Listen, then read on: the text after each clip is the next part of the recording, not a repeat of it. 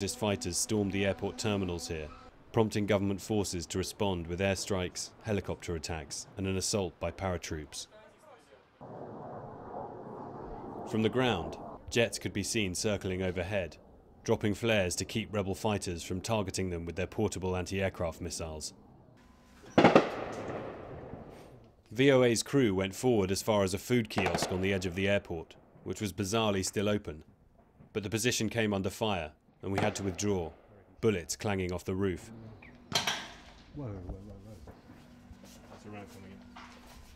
On the way back, we found the rest of the press corps had been told to leave. They'd been replaced by a large group of seemingly well-trained rebel fighters, who had taken up a defensive position by the road. I recognised one of the men from an incident a few days earlier, when I saw him and a colleague forcibly shut down a polling station in Donetsk before Sunday's election.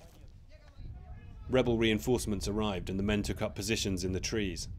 Groups of civilians also began to flee the area, some seemingly confused about what was happening.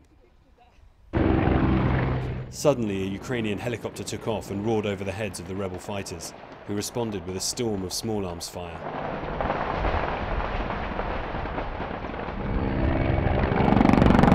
More helicopters circled around, attracting more wild shooting from the separatists, much of which whistled over our heads.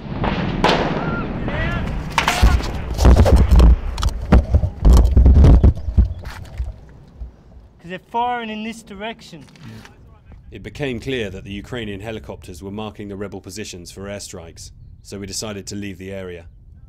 Farther back, police had blocked off the road and were only allowing trucks of armed separatists through to reinforce their comrades.